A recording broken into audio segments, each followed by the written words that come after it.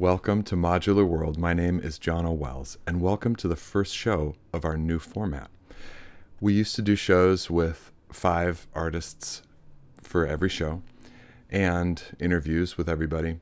And I believe that now, in the time of perhaps post-COVID, that the days of the 3-hour show are done. I think that we'll always have spotlights and longer shows where we've got like 30 people playing. Those will still exist, and I love doing those shows. But the main show of Modular World is now 2 performers. And there's a couple reasons for this. First off, the show is a lot easier for me to produce. But there's a lot more. I think it's a lot more visibility for the artists. I think that it's great to have longer interviews, more extended chats, longer sets. And I think it's easier to watch. I do need to welcome new channel members. Thank you so much for showing up and deciding you want to support this show. This show is member supported. And if you like what you're seeing, please follow the links below to Patreon or to join up right here. You can just hit join below. As always, the links to all the performers, or both of our performers today, is down below. All their links to social and Bandcamp. Please follow these people and support them if you can. All right, let's get this going.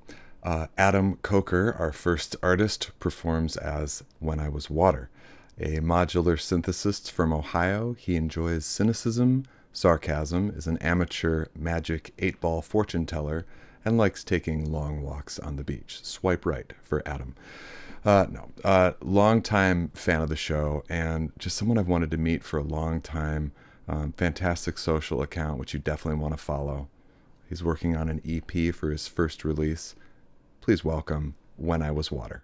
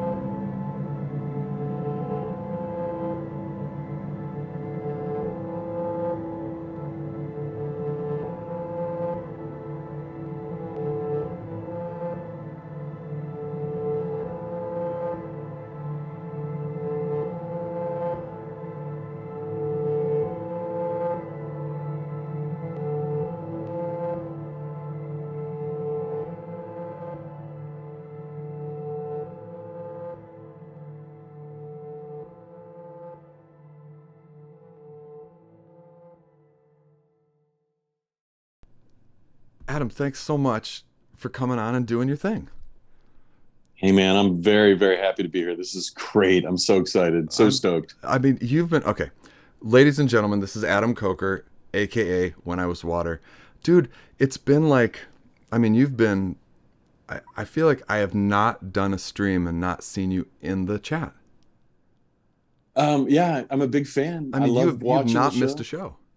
No, I try to get to every show, and I'm a big fan. I love doing this. I love making the music, but first and foremost, I'm a fanboy, and I love supporting everybody on here and Me too. trying to, pick up some music from the people that I find in here. Mm-hmm. It's just that's my favorite thing, and I'm a connoisseur of, all kinds of music, and I love this the most. So It's really cool. It's really cool that you're doing this. Hey, it just comes to mind. I did a social post for Qubit day before, and it was, how long have you been into modular synthesis, right? And there's been all the answers: 7 years, 2 years, 20 years, 30, blah blah blah blah.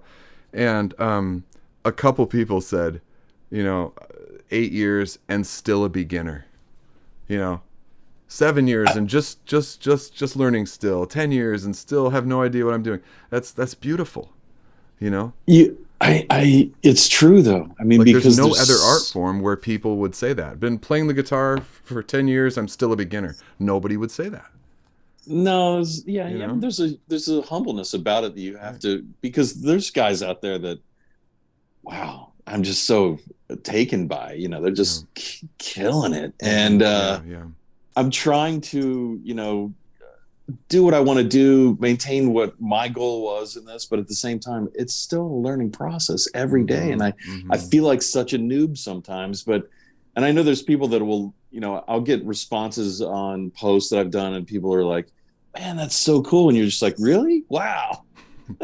Really? Thanks, man. Yeah. I can relate. So, I can tell. Yeah, it's just like, it's so cool to interact with people that appreciate, what you're doing and you think is not that awesome. And, that's so cool. It's just, well, I love it. If you post it, you think it's good enough to share, so you're not like, this sucks, I'm going to share it with the world. That's true. Yeah, that's a good point. It's like I'm at least proud of this enough to share it. Yeah, and and it's true. And you're like, I think this is cool. Let me put it up there, and you get some feedback. And again, it's not been ugly. I mean, I think it can get ugly in some places. Again, grew up a guitar player, still play the guitar, love playing the guitar, and some of that crowd sometimes gets a little ugly. And I don't know why. I'm like, why are you so hateful to people? Because there's more competition. Because there's more, it's like they're making songs that, if you're writing a verse, chorus, and bridge, you are trying to write the best pop song ever. And and there's a lot more singer-songwriters. That's true. Yeah. But also, it's a reasonable art form that people understand. It's pretty humbling, just the kind of music we make. Like, nobody likes this stuff. Yeah, nobody does. So that's a beautiful thing, because that'll keep us humble and keep us making genuine stuff and not trying to be contrived and make the perfect pop song and the formulas and all that stuff. That's true. So there's no competition. That's the difference. Yeah, that's a good point. Yeah. I mean, we're not competing to try to get the record deal first. No, no, not at all. And that's great. It's a beautiful thing, right? Hey, speaking of record deals, bring us into your musical past and journey, and what has you here playing with modular synthesizers? He says, holding a 2 HP module. Sorry. It's okay. I will put that down now and stop fidgeting. That's all right. It's so funny because I'm going to go all the way back to like the 70s and growing up and watching public television and like the Electric Company and Sesame Street. And there used to be these science videos on there that they would accompany with modular synth. And I didn't know what it was at the time until I got older. And I'm like, oh, that's what that was. That was so cool. That was making all these bleep blops, and they're showing, nature videos or cell division or something on these, science videos. And there's all this great music going with it. And I thought it was so cool. And there was this show that was kind of like an offset of the Electric Company, which was out of Boston. And it was called 3-2-1 Contact. Okay. And I was watching it one day, and literally Suzanne Ciani was a guest on there. And I'm just like, that is so cool. She had synths, and they were talking all about how she made music. I think I was like, it was like 79, 80. So I was only like 9 or 10. You and I are the same age. Yeah. Yeah. And so I was like, wow, that's so cool. And then, of course, everything else at the time. I mean, there was prog rock with synth and pop rock with synth. And, everything was evolving as the synth world just kind of rolled out and took off. And so it was a big part of my life. And I, as a kid, I couldn't afford it. I did get a guitar when I was a kid, and I was able to play the guitar and learn how to do that. Were you in bands? Yeah. In high school, I was in a hair metal band. I was bass player in a hair metal band. Was it a cover band? It was a cover band. Yeah. What did you play? I mean, songs. We played like Cinderella and Bon Jovi and Poison and Warrant. No, I think what happens is, you run into people who are like-minded that want to be in bands and want to play. And that was what was cool at the time. And everybody, I would have much rather been in a Duran Duran cover band. Right. But guys were doing metal, and I'm like, all right, they need a bass player. No one wanted to play bass. Everyone was either. Hey man, don't be ashamed of your metal roots, man. Come on. Come on. I owned, what was the Rat album? Out of the Cellar. Oh yeah, Rat. The first Rat album. Yeah. Dude, I bought that vinyl. Remember that intro that was all like weird on that one song? Like the first song on the album had this weird, like kind of synthy kind of intro to it. You don't remember that? Oh. Hey, just on this note, just for a minute, I was so surprised and disappointed to find out that a lot of the metal music from those years used electronic drum kits. You're kidding. I didn't know that. You can hear it, man. And I just recently heard it in Loverboy. And I mean, that's not hair metal, but still, Sure. like, you see their music videos, and there's a big hairy drummer, and like it's for sure a rock band. Yeah. And listened to Loverboy, and I was like, man, that's a drum machine.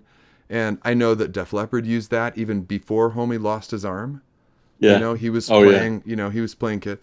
So it's kind of interesting. And they were all trying to get that gated reverb sound from the 80s on the drums too, that Phil Collins kind of, in the air tonight kind of whatever the song, there was like the gated reverb. They invented that stuff, and then everybody did it in the 80s. What got you out of guitar and into this?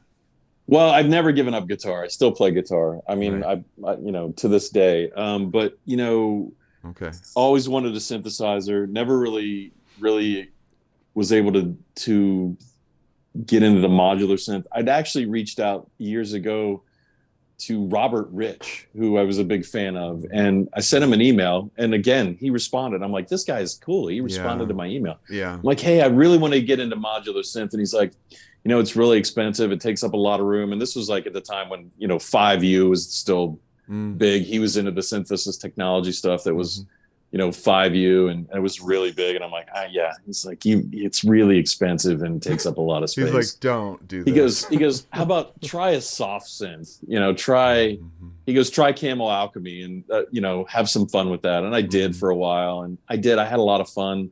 I learned a lot. And then I think the Mother 32 came out, and I saw the video for that, and I'm just like, that's it. I gotta dive into this. And started just looking at everything modular. Picked up one of those, and then started adding, Eurorack modules right and left. Yeah. And as you can see behind me, right, it was gas to the fullest extent. And would you say you had your foot on the gas? Oh, I would. For sure, edit that out. No, leave it in, man. I will.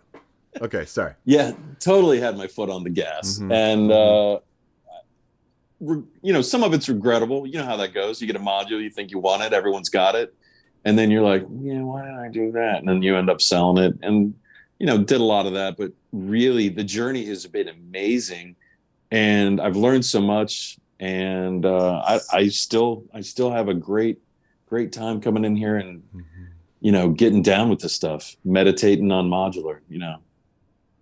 I mean, I feel like we all feel shitty for the buying and selling part and getting to where, like we are now. But how did you think it would go? Like that's what I tell myself too, is that like, like asking beginners, like, well, don't buy modules until you know what you want to do. What do you want to do? What kind of music do you want to make? And I'm like, nobody knows that. I'm like, what are you talking about? Like, I'm going to make the music I've always made because that's what I do. It's like, no, That's the beauty of it too, because you get in here and I'm like, oh, I want to do ambient. And then I start plugging stuff in and it gets crazy. And it's like, well, that's cool. Right. Noise is kind of awesome too. Screw ambient. I'm going to do this. Yeah. So, it's part of the journey, man. And I think that nobody knows really what they're getting into. Right. No one knows. Right.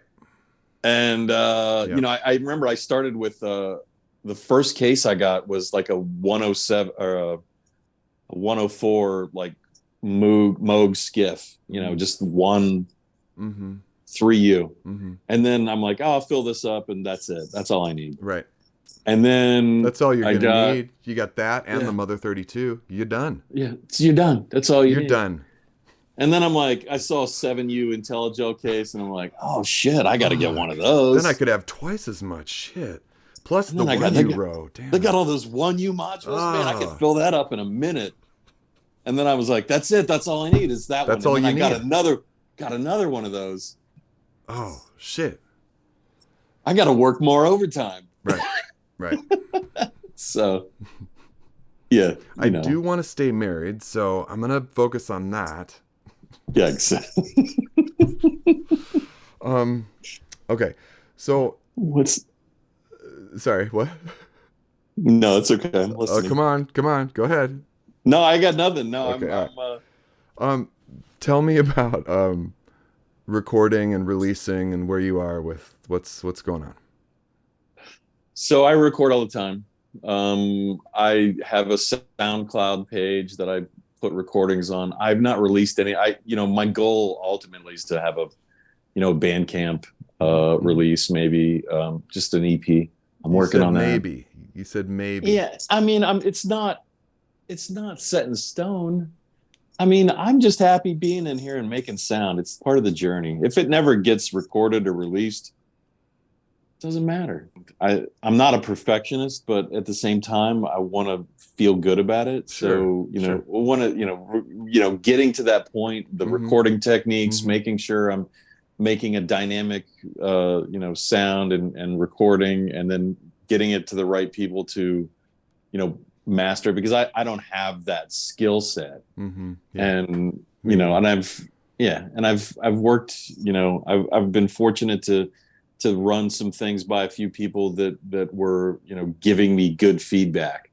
And I remember years ago, when Nathan Moody was starting to get, taken new customers for mastering, and he did mix reviews, and I sent him a mix review right when I got started, and he gave me so much good feedback. And then I was able to, a few years later, send him something else. And then he gave me, some more feedback. And so I could see where I was learning a little bit, that I did actually bridge this gap a little bit. He's like, what I mean? Not any better, man.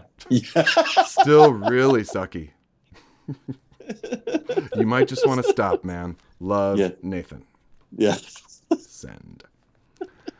That's really great. I mean, it's getting feedback from people like that is just, I should do that. I should consider that. Well, I mean, hey man, what do you think? I should do that more. Yeah. No, it's just, maybe that's me second guessing myself, but at the same time, I want to learn. I want to know what I'm putting out there is, I just think that it is easy to get stuck in the analysis paralysis thing. I want to put something out this year, but it's gotta be maybe this. I have this silly tangent, but I have this. No, you know what? I'm not going to do that tangent. I'm not going to do it. I'm going to reel it in. I'm going to reel it in, man. All right. It's good. It's good. Thank you so much for coming on and doing this. I love what you do, and I'm just so glad to finally have you on the show, man.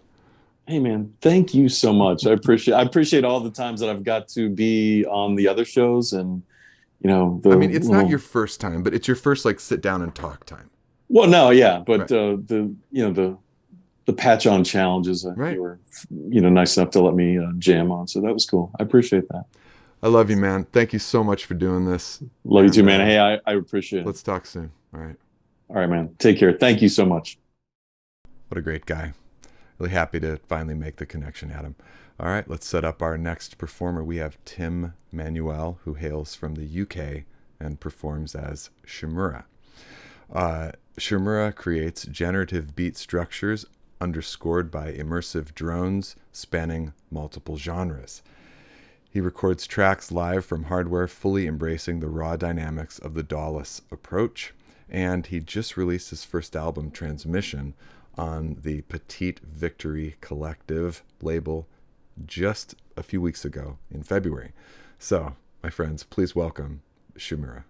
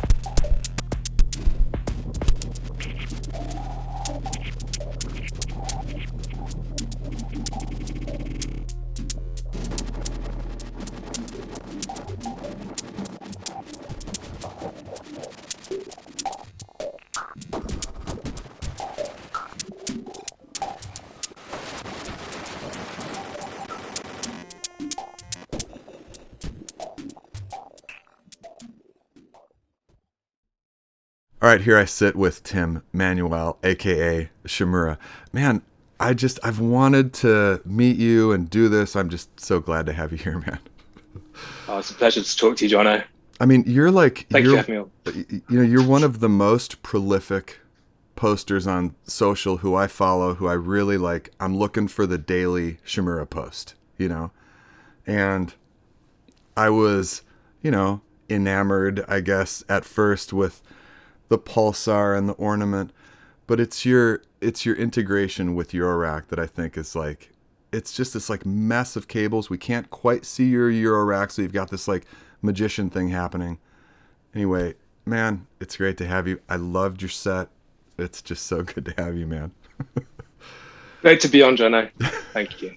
So tell us stuff, man. Like, how did you get here? Because you and I talked. You have a really interesting journey here. You got to share it.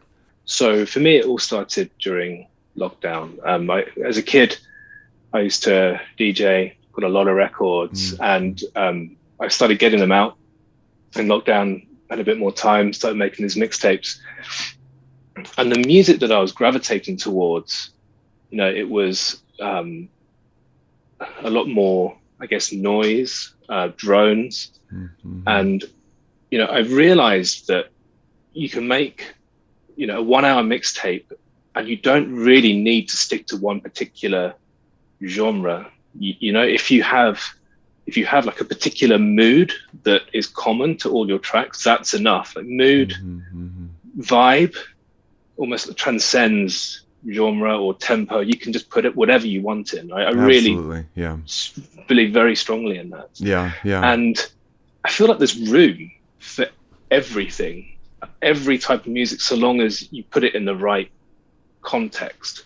And I almost found it a challenge to, can I somehow layer in this track, even though it's completely different to all of these other tracks. And when I say room for everything, I mean even room for noise, very textural stuff in amongst other things with tempo and all the rest of it. And in that time, listening to very like drony, kind of dark kind of music, I found it sounded wonderful, really moving, in a way that I'd never thought before. And because everything I'd listened to previously had a lot of structure, and I was just really drawn to the noise. And the next thing I was doing was Googling drone synth.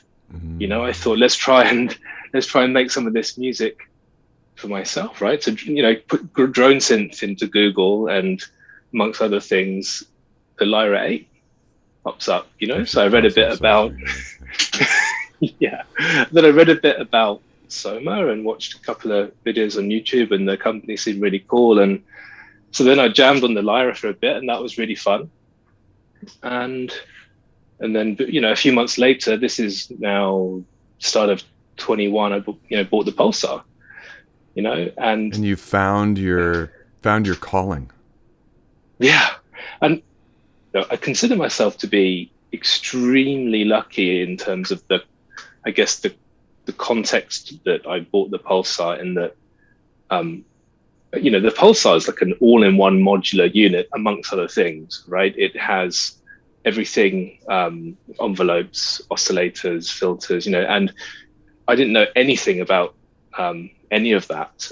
And it just lends itself to experimentation, right? Like you see all the patch points, they're so densely packed next to each other. Yeah. And I think to me, it just screams like, patch me, you watch Vlad's videos taking through the Pulsar, and his message is basically, you can't break it. Like, just play around, just stick anything into anything and see what happens, and that's because I just had the Pulsar. I didn't have any modular or anything like that.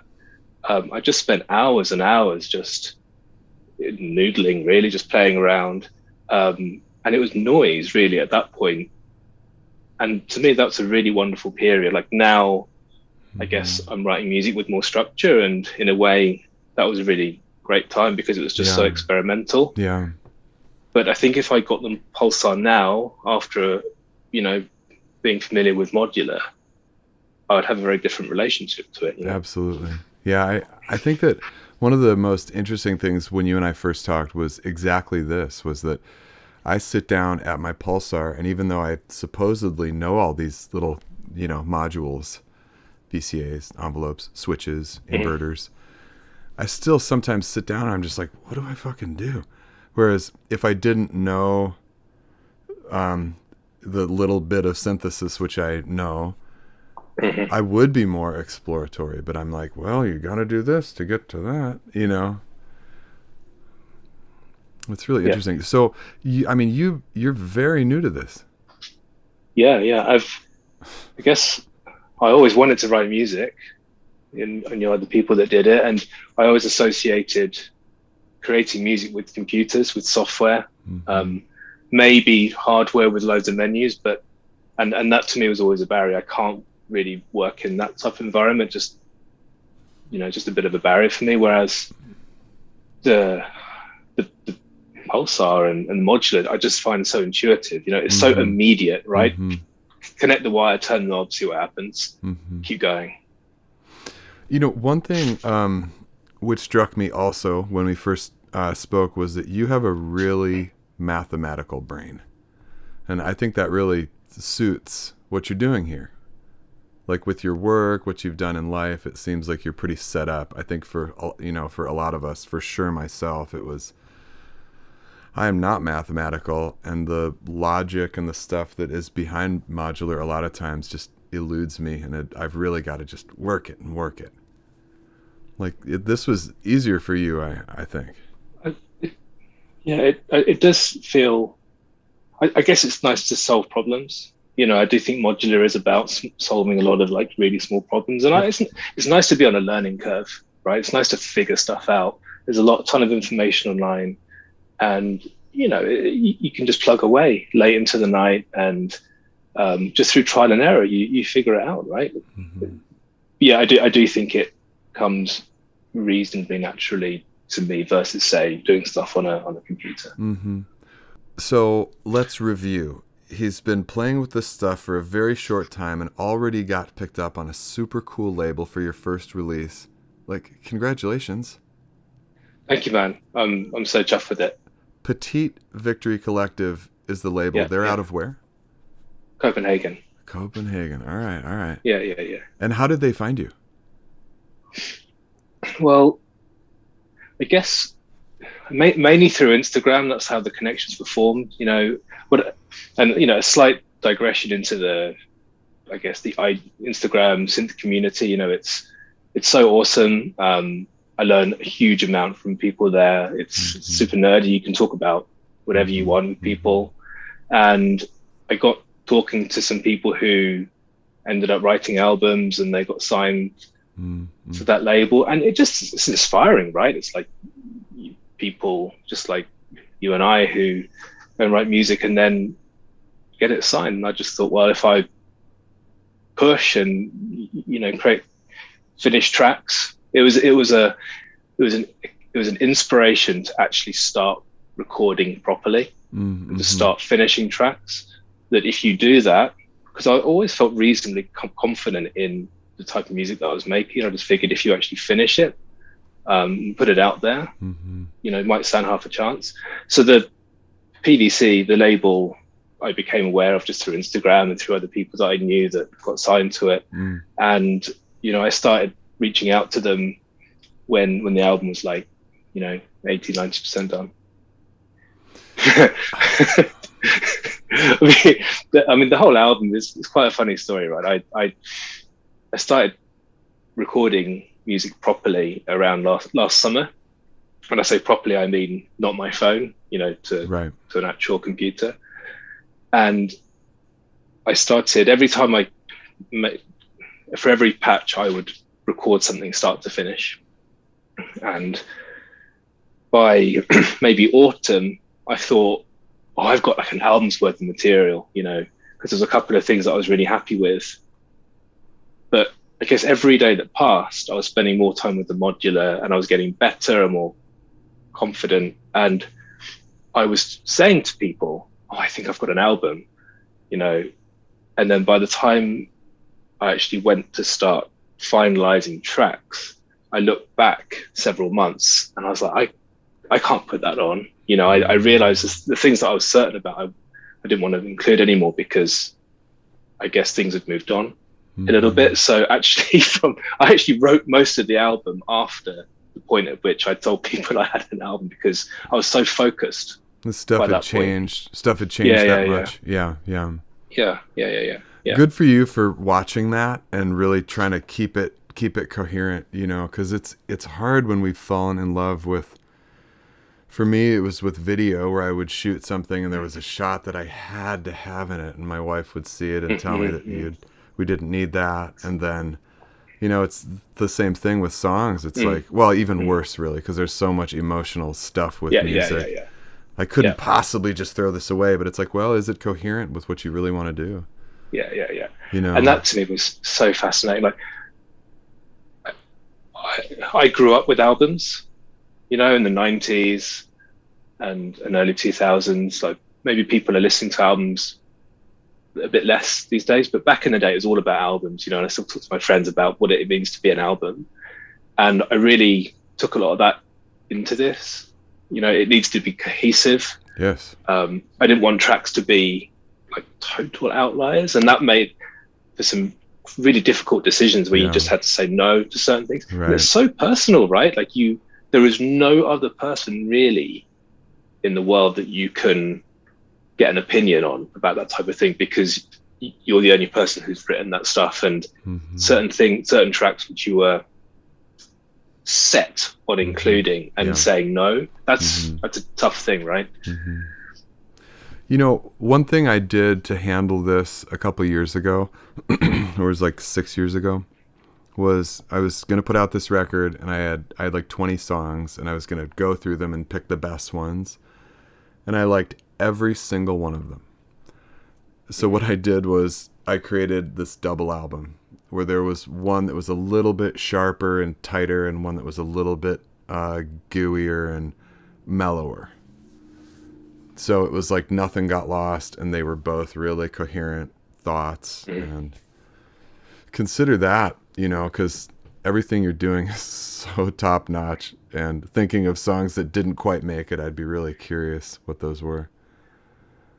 I intend to, because I've got Bandcamp up and running now, and I wanted to hold off putting anything on there until I had the album to put on there, and that's all stable now. But I do intend to sort of drip some of the stuff in, because you know, standalone, whatever. Absolutely. Hey, you told me something. Okay, so first off, we should say that the Pulsar Spotlight show, which is where I met you, that was the first time you were out. Yeah. Right? Yeah. And then you told, and that was for a 5 or 7 minute jam, right? So for doing this, you had told me that it was quite a challenge to work long form, or, you know, longer form. I would say that 20 is about the minimum for what we would call like a set, you know? So, but it's longer form by a lot, you know, like if you've only done 5. So what was your experience pushing yourself to do 20 or whatever it was? Yeah. Well, you know, what was awesome about the Pulsar show and this was that they were both challenges in their own right, and they both resulted in me really thinking about how I could push myself for that particular show. In the case of the Pulsar, it was, how do I really make the Pulsar front and center, and how do I really play it? And for this one, it was about the transition. You know, it was about instead of just having a patch that goes round and round, and you can, you know, you've got certain degrees of freedom where you can kind of play with some stuff. I think over 15, 20 minutes, you need to do more than that. And how do I just thought, how do I fundamentally change like the tone of what's coming out, but without like taking all the wires out? You know, how can I do it in a sort of fairly fluid manner? Right. And that took quite a lot of thought. You know, I had to patch up for 3 weeks or something. And I was just tweaking it. And by the time you get to sit down, it's like a part of you. right? You know it inside out. You practiced and practiced and practiced, and it was awesome. Like, I loved it. That's so great. I really appreciate, and I do just really want to say thank you for the time and the effort, because at the end of shows, you know, it's typical, like, thank you so much to the artists for taking the time to shoot these videos. I really mean that. But like, when I hear you, like, 3 weeks to play with a patch and to push it around like that, to take it that seriously, to push yourself into figuring out how to make transitions. This is a very big decision. You know, thank you so much for doing that. It was a pleasure, and it was refreshing to be. It was nice to have the album behind, so you're not like focused on. Yeah. Lovely just to not even think about social media, you know, just to forget about that for now. And because, you know, often it's, I want to do the next patch. I want to just take all the wires off and keep exploring, you know, learn about this module a bit, whatever. But this was different. This was how do I transition? Yeah, and that's I just the game, spent isn't ages. it? Really? Yeah, that's the game. Yeah. What is next for you? What's being recorded? What's going on? Well, I continue to, you know, write as much music as I can, you know, as often as I can, and I can, you know, that's still a case of every patch, make a recording, put it on the shelf and save it up and see if, you know, how I could release it at some point. I'm happy enough just doing that, to be honest. Just the process of sitting down, patching, recording stuff, you know, makes me happy. Hopefully a couple of collaborations in the pipeline, details to follow. Watch this space. You heard it first here, man. Awesome. That's sort of it's like a somewhat leak. Yeah. Like, you kind of leaked a little bit, but not really. Yeah. But look, in terms of like big ambitions, play live, love that. Right.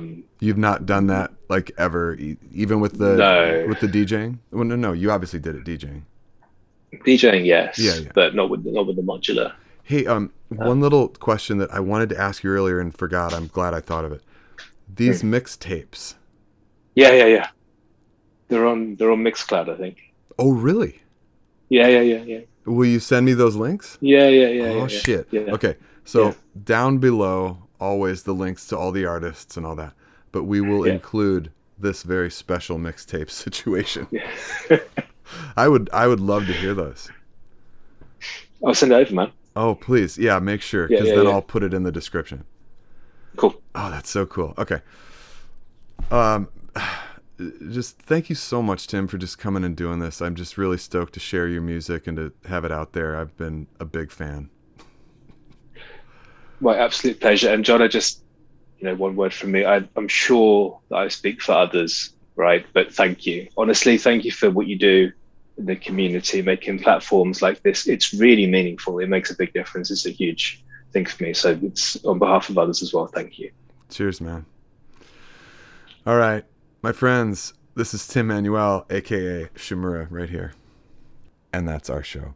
Thanks so much for hanging out, and thank you so much to Tim and Adam for coming and sharing their artistry with us.